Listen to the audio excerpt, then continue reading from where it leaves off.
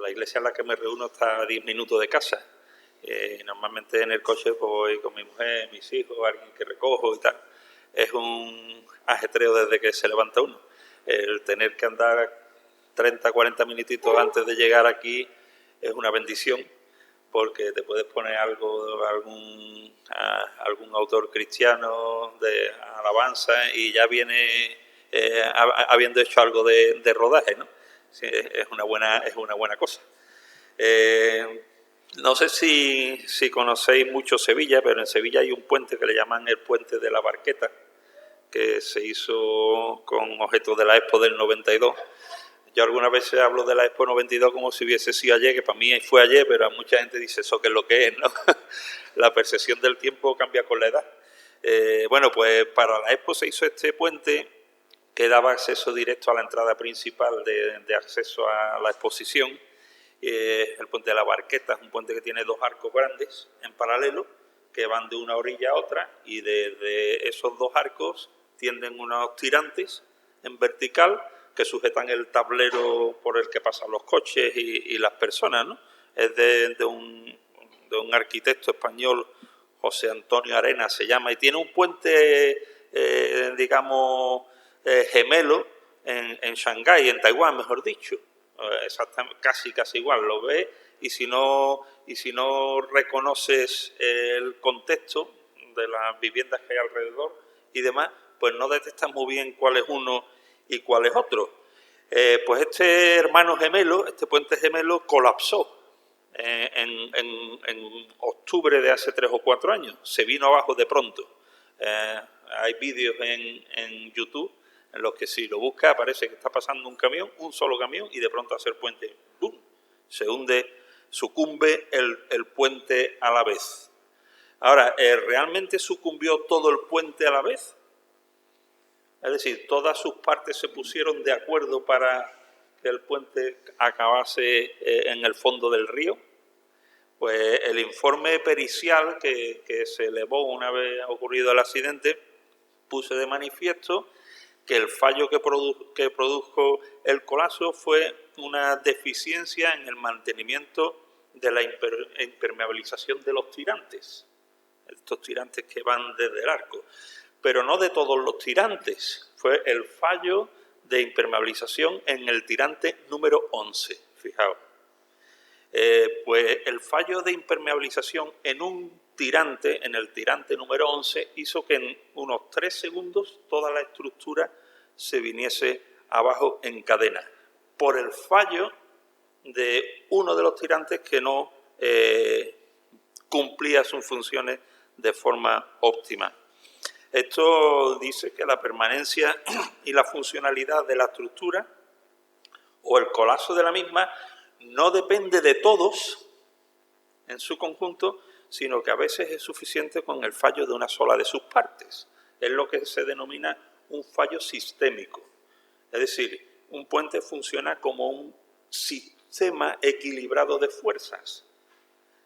Cuando falla una de sus partes, debilita a todas las demás y se viene abajo. Por eso aquello del fallo sistémico. Es una estructura sistémica en la que todas sus partes están interconectadas y, lo que es más importante, son interdependientes. Y esto es muy importante porque es de aplicación directa a nosotros.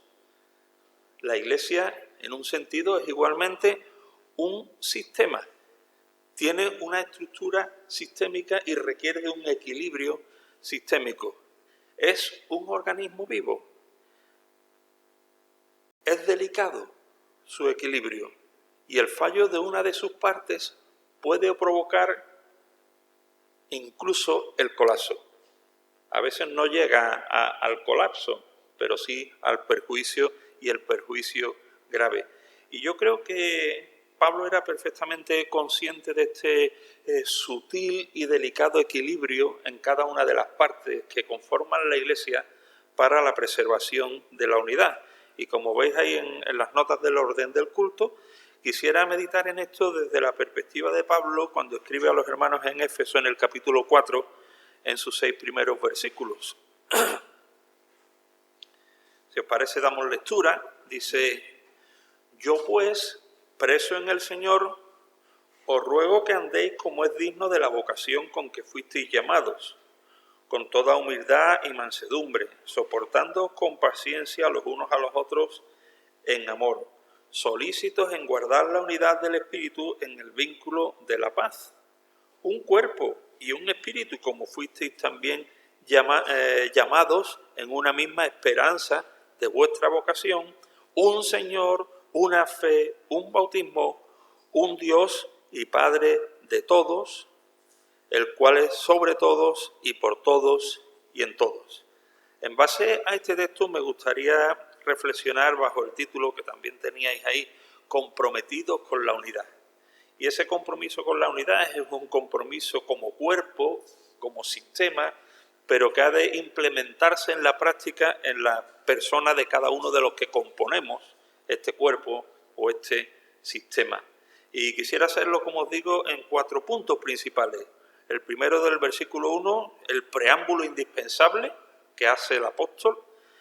El punto segundo, el mensaje central del versículo 3, me he saltado el versículo 2, en la estructura. El punto tercero, el argumento esgrimido por el apóstol Pablo en los versículos 4 al 6 y la actitud requerida para el mantenimiento de esta unidad en el versículo segundo. Así que el primero de los 4 puntos que os planteaba es el preámbulo indispensable que presenta el apóstol Pablo cuando va a exponer esta reflexión o esta exhortación, mejor dicho, y son sus propias credenciales. ¿Quién es el que lo dice? ¿Quién es el que lo dice? Y él dice, yo, Pablo, pues preso en el Señor. Yo pues preso en el Señor. El apóstol está esgrimiendo desde primera hora la autoridad de su propia identidad como apóstol. O sea, lo que os voy a decir, lo estoy diciendo en virtud a quien soy y en la posición en que me encuentro. O sea, soy yo, Pablo, que además está preso. Estoy preso. Para llevarles al compromiso de obedecer lo que les va a decir a continuación. Yo, Pablo, preso en el Señor, tengo algo trascendente, importante y vital para la iglesia que os voy a compartir. En un sentido, pareciese como si el apóstol Pablo estuviese intentando manipular con la lástima, ¿no?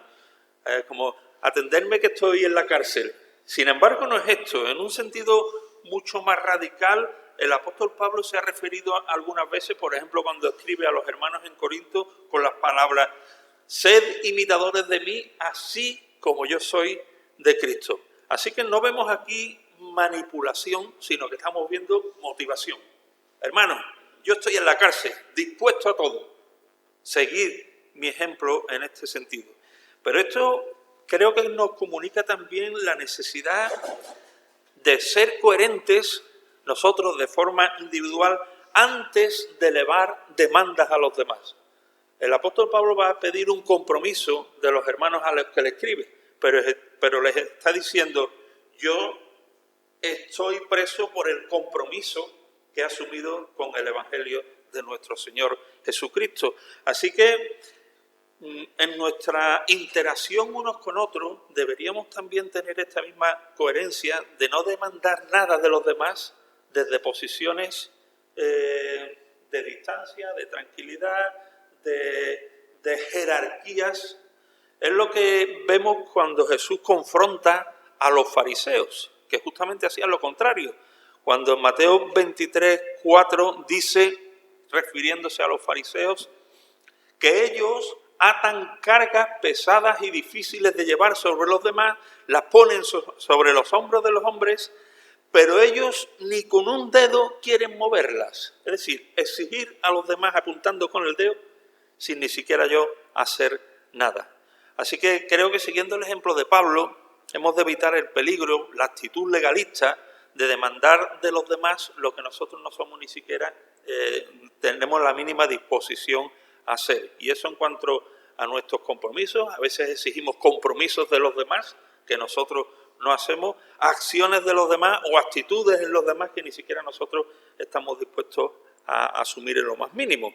Y una vez que el apóstol Pablo dice o presenta estas credenciales de quién es, dónde está, cuál es el nivel de compromiso, les va a elevar una petición absolutamente vehemente.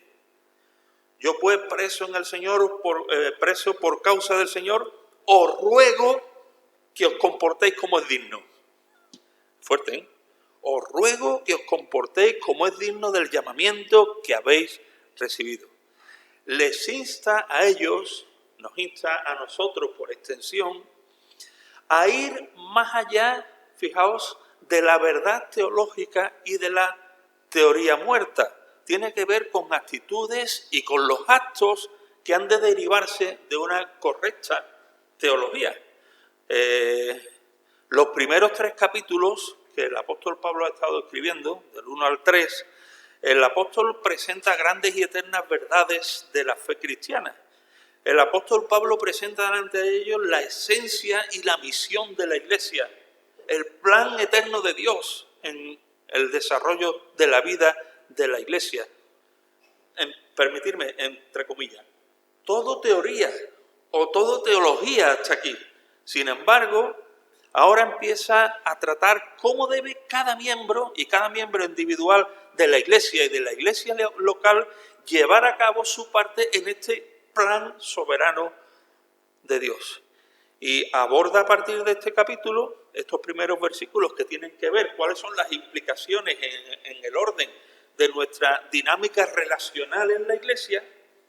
Una vez que ha establecido todos estos criterios teológicos anteriores, después va a hablarles de cuáles son las implicaciones a nivel personal, a nivel familiar, a nivel laboral y en última instancia a nivel de la guerra espiritual. ¿Para qué? Para que el resultado final sea un resultado de estabilidad y de crecimiento y no de colapso, que todo se venga abajo.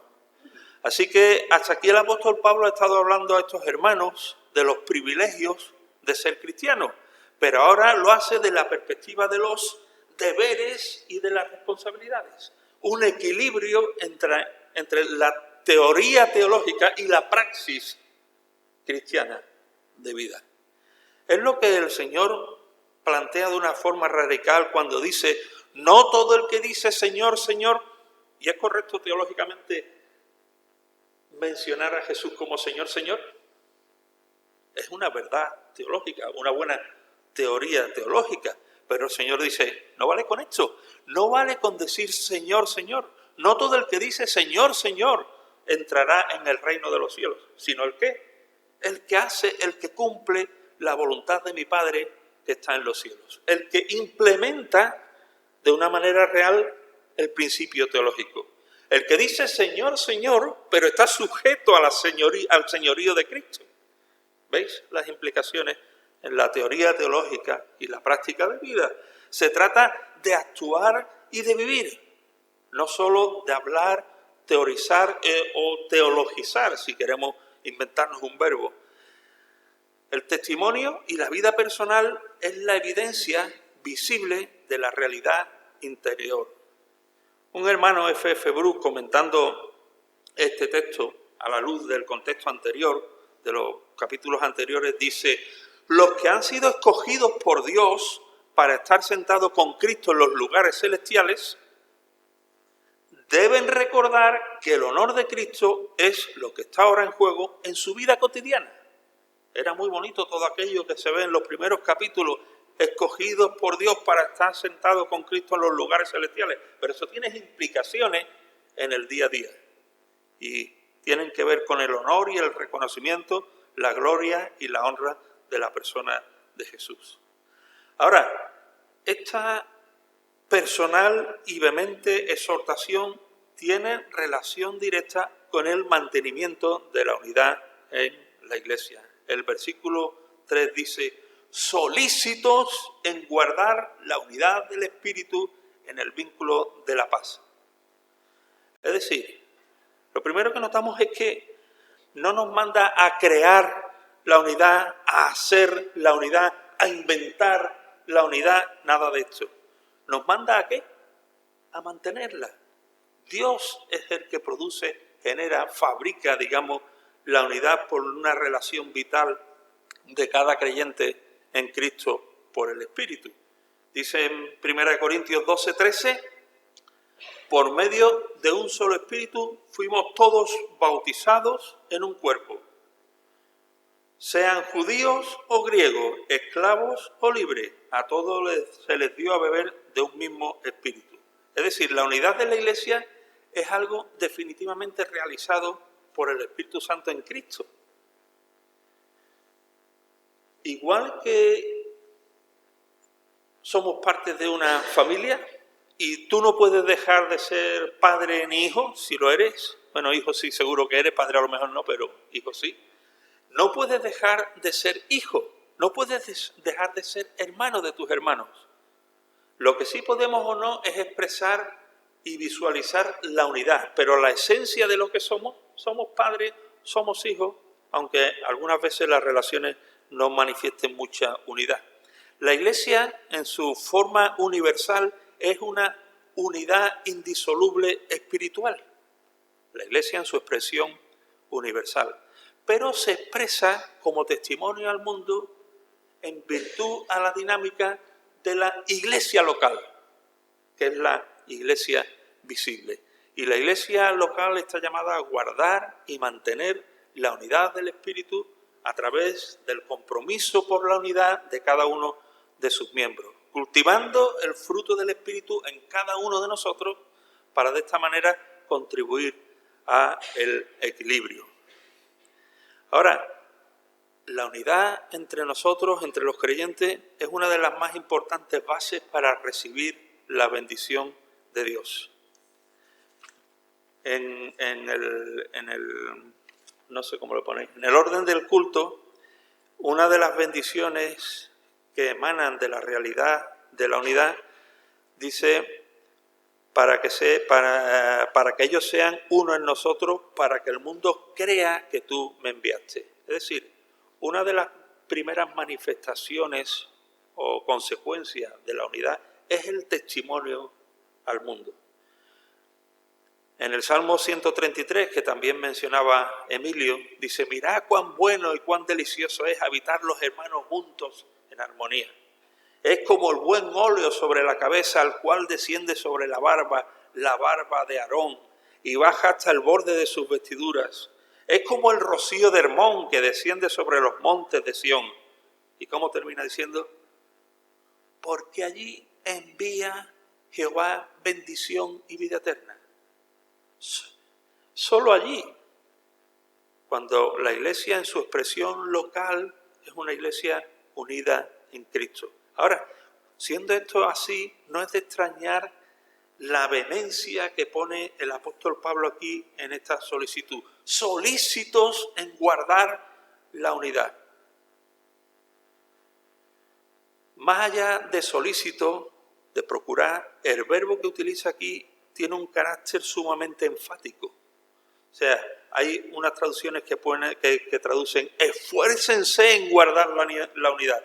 Otros ponen, como la Biblia de Jerusalén, poniendo empeño en guardar la unidad. John Stott, cuando en el comentario de este libro cita a un especialista en lengua griega, Marcus Barr, y dice, y es muy interesante el matiz tan fuerte que le pone a este llamado de solícitos. En nuestras traducciones esto de leer solícitos en guardar la unidad, ¿a qué os suena? Una cosa, bueno, sí, un cierto compromiso, echarle ganas, tal. Pero fijaos, dice este especialista, dice, es casi imposible transmitir exactamente la urgencia que contiene el verbo griego. Pero no solamente la urgencia, sino también la pasión. Demanda el esfuerzo pleno del hombre en ejecutarlo, incluyendo su voluntad, sentimiento, razón, fuerza física y acción total. El modo imperativo del participio que encontramos en el texto griego excluye la pasividad, excluye el quietismo, la actitud de mero espectador o la actitud diligente, pero deliberadamente lenta. Más bien expresa la idea de la iniciativa es tuya, hazlo ahora, cumple. tú tienes que hacerlo, te lo digo de verdad. Es la fuerza vehemente que el apóstol Pablo está poniendo en estas palabras. Guardar la unidad del Espíritu en el vínculo de la paz. Esta solicitud vehemente es la solicitud urgente, apasionada del apóstol Pablo desde la prisión. Y esto es así porque está mirando la realidad de la Iglesia desde la perspectiva de una serie de argumentos que ahora menciona casi a modo de titulares, una especie de catarata aquí en el versículo 4 al 6. Vamos a ir también rápidos por encima de ello. El apóstol Pablo insta a que se comprometan de esta manera vital por la unidad de la Iglesia, porque entiende que están unidos, como dice al principio del versículo 4, en un cuerpo. Hermanos, tenéis que comprometeros porque ya estáis unidos en un cuerpo. Mejor sería incluso en un solo cuerpo. Aquí quizás hace una aclaración gramatical importante. Esta catarata de frases, esta catarata de argumentos, utilizan la palabra, por ejemplo, un cuerpo, un espíritu, una esperanza, y este artículo un no es el artículo indeterminado. Pues en el bosque hay unos pájaros, por ejemplo, hablándolo en plural, que es un tanto ambiguo e indeterminado. Aquí el artículo que se utiliza es numeral, es decir, uno, no un, ¿vale? Por eso sería, o puede ser correcto decir, que el apóstol Pablo está viviendo la realidad de que hay un solo y único cuerpo. Tenéis que luchar por la unidad porque hay un solo y único cuerpo. Existe una única y sola realidad espiritual, que es el cuerpo de Cristo, la unidad invisible de su Iglesia.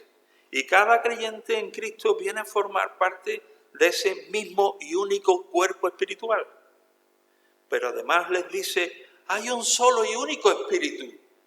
Es el Espíritu Santo el que hace la unidad en la Iglesia. Es por medio del bautismo del Espíritu Santo que cada creyente sabe que es unido a su hermano.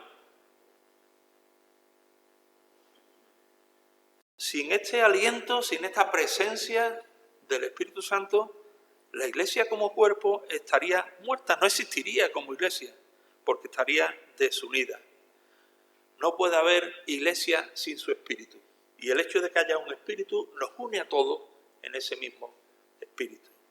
Les dice también, hermanos, tenéis que implicaros en guardar la unidad en el Espíritu, porque además hay una sola esperanza que nos une a todos. ¿Cómo vamos a andar divididos? La esperanza, por ejemplo, del retorno de Cristo a recoger a los suyos. Cuando en Tito dice, aguardando la esperanza bienaventurada y la manifestación gloriosa de nuestro Dios y Salvador Jesucristo. Somos uno en esta esperanza. Somos uno en la esperanza de llegar al lugar que Cristo ha preparado para los suyos. No se turbe, decía Jesús, no se turbe vuestro corazón. Creéis en Dios, creed también en mí. Y ahora dice, en la casa de mi Padre muchas moradas hay. Si así no fuera, yo os lo hubiera dicho. Voy pues a preparar lugar para vosotros. Y si me fuere y os preparare lugar, vendré otra vez y os tomaré a mí mismo, para que donde yo estoy, vosotros también estéis. Esta es una esperanza unificadora. Esta es una esperanza que sustenta la unidad. Así como la esperanza de recibir la herencia que el creyente espera. Tú y yo, como hijos de Dios, tenemos esta misma esperanza. Bendito sea el Dios y Padre de nuestro Señor Jesucristo, que según su grande misericordia nos hizo renacer para una esperanza viva. Fijaos que dice, nos hizo renacer. Es comunitario, es una esperanza comunitaria, para una herencia incorruptible, incontaminada, inmarcesible, reservada en los cielos, otra vez plural, para vosotros, que sois guardados en el poder de Dios mediante la fe para alcanzar la salvación que está preparada para ser manifestada en el tiempo postrero. Así que estáis unidos en un solo cuerpo, en un solo espíritu, en una sola esperanza. Sigue diciendo, en un solo y único Señor. La base de la iglesia es Cristo mismo, es la piedra angular de la iglesia. Dios es la cabeza, Cristo es la cabeza. No está fundada la unidad, escuchadlo bien, necesaria, única, exclusivamente sobre la realidad doctrinal, que sí es un elemento conectivo, digamos, pero el texto nos dice que estamos unidos en un Señor. La unidad última de la iglesia está en la persona de Cristo, ni siquiera, y cogerlo entre paréntesis, en el corpus doctrinal, en el que a veces tenemos matices diferenciales. O sea, yo no estoy necesariamente unido con todos vosotros en todos los matices de ciertas doctrinas. ¿Sí que? Pero sí estoy unido con ti en Cristo, aunque en algunas cosas tengamos algunos ángulos de visión diferentes. Esto casa con lo que sigue a continuación. Estáis unidos en una sola fe. Hay quienes postulan que la palabra aquí fe tiene que ver con el conjunto común de creencias de la Iglesia. Pudiera ser, no vamos a entrar en esa discusión, en la base de fe y doctrina de la Iglesia, pero a tenor de lo que os acabo de comentar antes, propongo que pueda ser otra cosa también. La fe que nos fue dada como condición para recibir la realidad del Evangelio. Es decir, que esta redención por la fe es algo que tenemos en común, que nos une en el Señor. Sigue diciendo, en un solo bautismo. Posiblemente se refiera más bien al bautismo espiritual por el cual cada creyente es sumergido en el cuerpo de Cristo, según el texto que hemos leído antes de 1 Corintios 12, cuando dice que por un solo espíritu fuimos todos bautizados en un cuerpo, ¿vale? Ya sean judíos, griegos, esclavos y gentiles. Es el bautismo del Espíritu por el cual el creyente es hecho parte del cuerpo de Cristo. Todos estos argumentos o principios son irrompibles y son el sustento de la unidad. Acaba diciendo, un solo Dios y Padre. La realidad de una, digamos, paternidad unificante de Dios en la relación de todos los creyentes. Tenemos el mismo Padre. Y esto hace que estemos unidos en Él. Y se describe en el propio texto algunas de las características de su paternidad comunitaria para nosotros, ¿no? Dios es el Padre de todos, es decir, un único Padre. Dios está por encima de todos, es decir, un mismo Padre soberano. Dios está detrás de todos, un mismo Padre sustentador. Dios está en todos, un mismo Padre presente. Viéndolo en su conjunto, podemos apreciar aquí una perspectiva trinitaria en cuanto a la manera en que estamos unidos en el Señor. De tal manera que, resumiendo todos estos puntos, podríamos ver que hay un único Padre que crea una única familia, que hay un único Señor que crea una única y sola fe, esperanza y bautismo, y que hay un único Espíritu que crea un único cuerpo. Cuando el apóstol Pablo tiene presente todo esto en su cabeza y en su corazón, cuando contempla esta realidad eterna de la obra unificadora que Cristo ha hecho por su Espíritu en su iglesia, dice, os ruego que os comportéis como es digno. De nuevo aquí hemos visto hasta ahora teoría teológica, ¿verdad? Todo esto, un cuerpo, es teoría teológica. Pero ahora el apóstol Pablo le llega a pisar el suelo. En virtud de esta realidad trascendente, espiritual, os ruego que os comportéis como es digno del llamamiento que habéis recibido. Es decir, menos hablar y más hacer. Menos saber y más actuar. Y ahora menciona 4 virtudes, digamos, indispensables que han de ponerse sobre la mesa para preservar la unidad. Veíamos al principio que el colapso del puente fue un fallo en el mantenimiento, ¿verdad? En el mantenimiento. Se empezó a oxidar uno de los tirantes poquito a poco, sin darse cuenta nadie, hasta que con un peso prácticamente insensible, toda la estructura se viene abajo. Falta de mantenimiento. Yo creo que el apóstol Pablo propone aquí un plan de mantenimiento con estas 4 virtudes que menciona.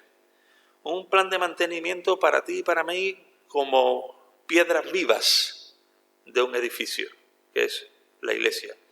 Como miembro vivo de un cuerpo, que es la iglesia. Y creo que hemos de revisar el estado y el mantenimiento de nuestras actitudes en cuanto a la necesaria implicación para atender este llamado del apóstol Pablo. Y aquí en el versículo 2 nos dice, conectándolo con el primero, ¿no? Que os ruego que os comportéis, que andéis como es digno de la vocación que fuisteis llamados. ¿Cómo? Humildad. Le está diciendo, hermano, humildad. Sed humildes. Ahora, es muy interesante que la palabra aquí para humildad es una palabra que se inventa desde la fe cristiana. Cuando un autor griego, o aquí en este caso el apóstol Pablo, si quería utilizar la palabra o alguna de las acepciones para humildad de los griegos de la época, todas las palabras para humildad contenían un matiz peyorativo. ¿Por qué? Porque la humildad no tenía consideración de virtud, sino como defecto. O sea, si alguien quería buscar una palabra para humildad ahí en el siglo I, con un léxico, con un diccionario griego, no había ninguna que no contuviese un matiz negativo. Y entonces se inventa la palabra que se utiliza aquí, porque se le pretende desvincular de ese matiz cobarde, rastrero, servil e innoble que contenían las acepciones para humildad, hasta que aparece Jesús. ¿Y qué hace Jesús con la humildad? La coloca en la cima de las virtudes, en lo más elevado. Él dice, por ejemplo, llevad mi yugo sobre vosotros y aprended de mí, que soy manso y humilde de corazón, y hallaréis descanso para vuestras almas. No puede haber cosa que nos haga descansar más que ser humilde. Ser orgulloso de basta, porque tienes que estar peleándote con todo el mundo. Jesús dice, aprended de mí que soy manso y humilde de corazón. Ahora, esta mansedumbre es un fruto del Espíritu. El origen de la mansedumbre es una revelación del Espíritu Santo que nos hace conocernos a nosotros mismos a unos niveles que serían imposibles sin la revelación que el Espíritu Santo hace de nosotros y a nosotros mismos. Cuando Pablo a los hermanos en Roma les escribe en el capítulo 12, versículo 3, dice, digo pues, por la gracia que me es dada a cada cual que está entre vosotros, que no tenga más alto concepto de sí que el que debe tener, sino que piense de sí con cordura, conforme a la medida de la fe que Dios repartió a cada uno. Y cuando el Espíritu Santo nos ayuda a vernos tal cual somos realmente, esto es lo más humillante del mundo. Esto es lo más devastador. La verdadera humildad se produce cuando nos miramos a nosotros mismos a través del Espíritu Santo y nos reconocemos en nuestra debilidad, en nuestras zonas grises, en nuestras zonas negras que no conoce nadie, en nuestros egoísmos más profundos, aunque los vistamos de otra cosa, en nuestros fracasos relacionales, en nuestros proyectos frustrados. Conocernos a nosotros mismos nos pone en nuestro sitio. Y el Espíritu Santo, si lo dejamos hacer su obra, nos va a revelar quién somos. Pero no solamente el conocimiento propio, sino la contemplación de Cristo. Cuando nos colocamos a su lado y vemos qué es lo que hemos sido llamados a ser y lo que somos, eso fomenta la humildad. Basta echar una mirada al texto de Filipenses 2, 6 al 8. Haya pues en vosotros este sentir. Ya sabéis lo que dice, ¿no? Cuando nos comparamos con los demás, a veces pues salimos bien parados. O podemos salir bien parados. Pero cuando nos comparamos con Cristo, no hay lugar para el orgullo. Y ese es nuestro paradigma y nuestro ejemplo. Y no solamente el conocimiento propio y la contemplación de Cristo, sino la consideración de las demandas de Dios. Sed santos, porque yo soy santo. ¿A dónde nos deja esto? Sed santos, porque yo soy santo. Vivir en la contemplación de esta demanda nos mantiene en nuestro sitio de humildad. No puede haber nada más allá de la humildad ante las demandas de Dios. Y esta actitud de humildad es indispensable para mantener la unidad del Espíritu en el vínculo de la paz. Vivir en humildad es la demanda del Señor para ti y para mí. Y es por eso que dice, os ruego que andéis como es digno, viviendo en humildad. Pero el apóstol Pablo en estas labores de mantenimiento, ahora hago otro paréntesis, ¿no? Ahora tú o yo podemos decir, a ver, estoy revisando el tirante, siguiendo la ilustración de la humildad, pues mira, la cosa no está mal. Revísatelo el mes que viene, porque lo que hoy es blanco mañana puede ser negro. Es decir, que esto es un examen, no es un examen que vale de hoy para siempre, sino que es una rutina de mantenimiento. Igual que cuando se va al gimnasio en una rutina de ejercicio, una vez que has hecho un poco de músculo, dice, pues yo ya el músculo este lo tengo arreglado. No, tienes que seguir la rutina de mantenimiento para que no se atrofie. Entonces, esta es una primera de las cuestiones que hemos de mantener regularmente y revisarnos, la humildad. Segunda propuesta del apóstol Pablo, mansedumbre. Dice, sed humildes para mantener la unidad. Pero ahora, sed también mansos, mansedumbre.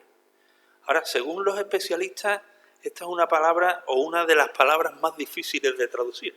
A mí me gusta mucho, como estáis viendo,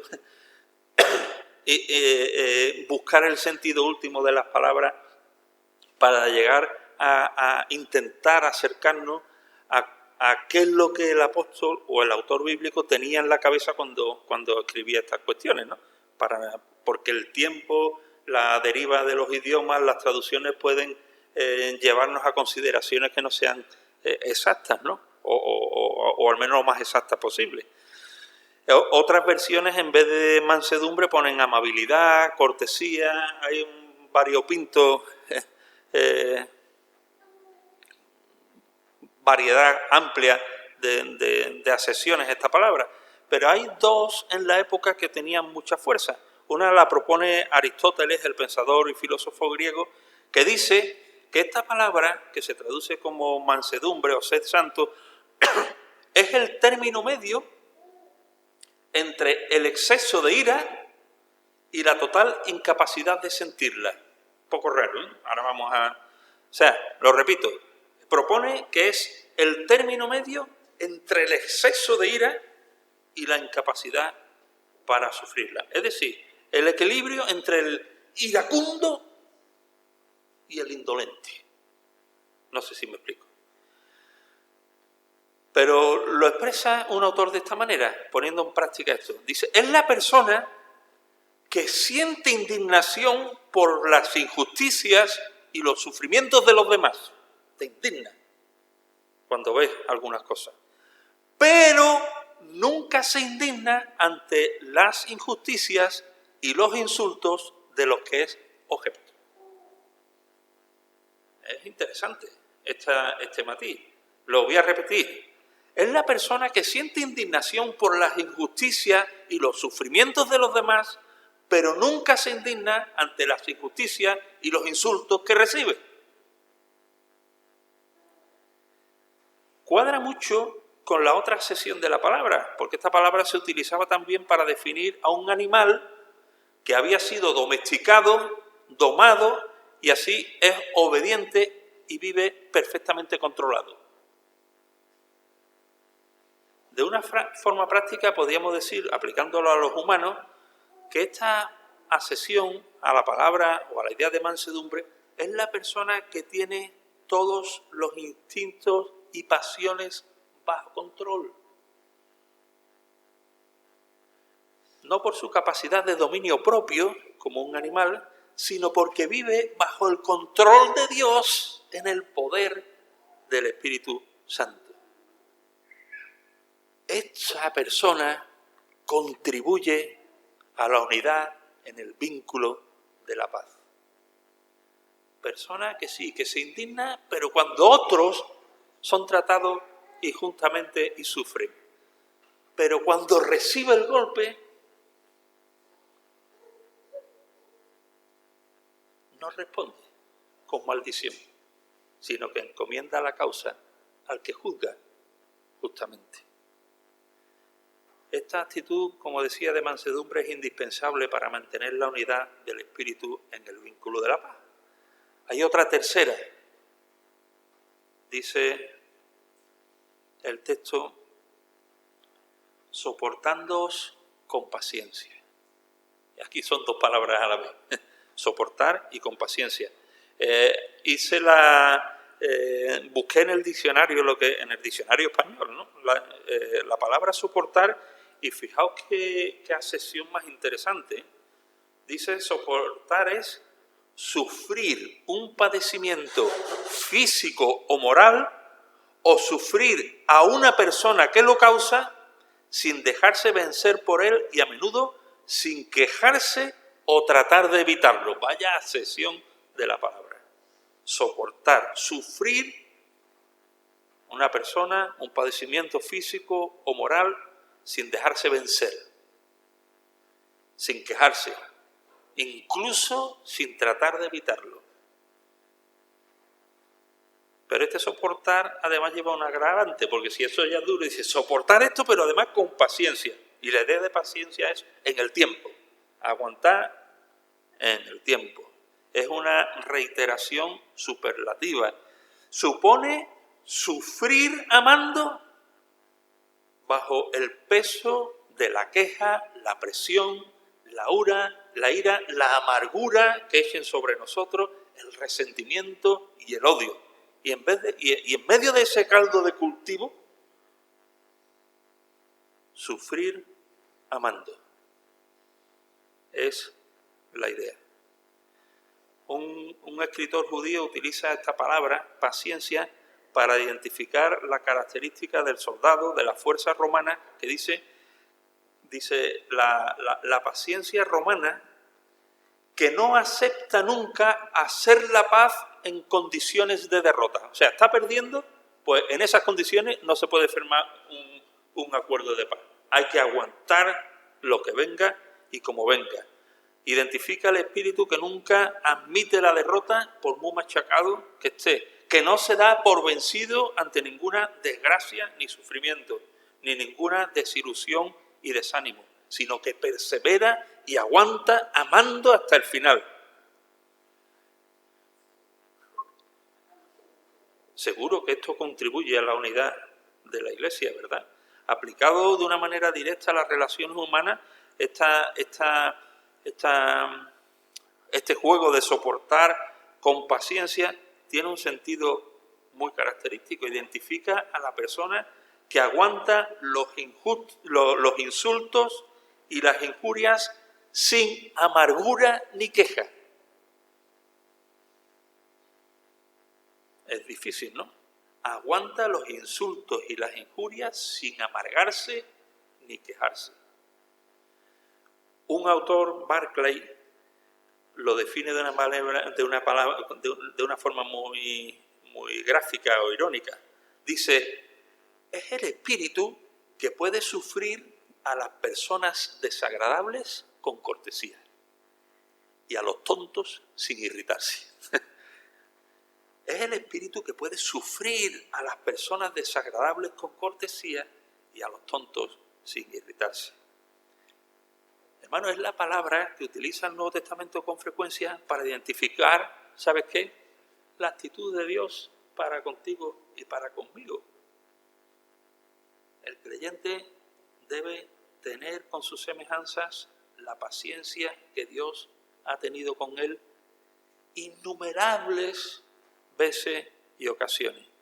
Y esta actitud de mansedumbre es indispensable para mantener la unidad del espíritu en el vínculo de la paz, de mansedumbre, no de paciencia. Y en última instancia, el apóstol Pablo dice o habla de soportarnos con paciencia los unos a los otros en amor. En amor. Ya sabéis que hay diferentes acepciones para la palabra amor, aquí es ágape. Y esta acepción de la palabra supone el trato o la actitud de benevolencia a toda prueba. O sea, ser benévolo para con otros, con los demás, por encima de cualquier cosa. El mismo autor que mencionaba antes, Barclay, dice que esta palabra puesta aquí supone, fíjate bien, nada que otra persona haga o nos haga nos hará buscar para ella sino lo mejor posible. O sea, devolver bien, aunque recibamos el mal. Dice, aunque nos perjudique e insulte, nosotros no sentiremos hacia ella más que amabilidad y benevolencia. Esto quiere decir que el amor cristiano no es solamente un sentimiento emocional, no se basa solo en las emociones, es que yo ya no siento. No, se trata de una dinámica de la voluntad. Es decir, es la determinación de mantener buena voluntad para los que no la tienen con nosotros, ni son amables con nosotros, ni nos gustan para nada. Pues aún así mantener buena voluntad para con ellos. Es una cualidad de la mente y el corazón que ha de impulsarnos a no sentir ningún mal deseo, ni venganza, ni ninguna otra cosa semejante para aquellos que no nos hacen bien. Esto es de aplicación también muchas veces a la dinámica, casi todo lo que hemos dicho tiene que ver con la dinámica de la relación en la Iglesia, pero también unos principios en la dinámica de la relación del matrimonio, sobre todo cuando contemplamos este aspecto del amor, que hoy con la cultura hedonista y emocionalista cada vez más se separan los matrimonios porque ya no lo siento, se acabó el amor y se ha dejado todo en manos de la tiranía de las emociones, sin darle el sitio predominante a la voluntad y al compromiso más allá de lo emocional. Ahora, retomamos para terminar el recuerdo de las palabras del apóstol. Os ruego que os comportéis como es digno. Inferimos de esta asesión, de esta frase, que cualquier otro pensamiento que se aparte de estas 4 virtudes es un comportamiento indigno de nuestra vocación, indigno de nuestra identidad. indigno de la esencia de lo que somos. Cuando en vez de humildad lo que fluye es orgullo, es indigno del Hijo de Dios. Cuando en vez de mansedumbre hay rencor y raíz de amargura, es indigno y lo que contribuye es al colapso en las relaciones. En vez de paciencia, crítica y exigencia. En vez de amor, odio y deseo de venganza. Todo esto es fruto de la carne, todo lo contrario al reflejo del carácter que Cristo quiere implementar en nosotros por su Espíritu. Cada una de estas virtudes depende de la negación a nuestro propio yo egocéntrico, manipulador, egoísta.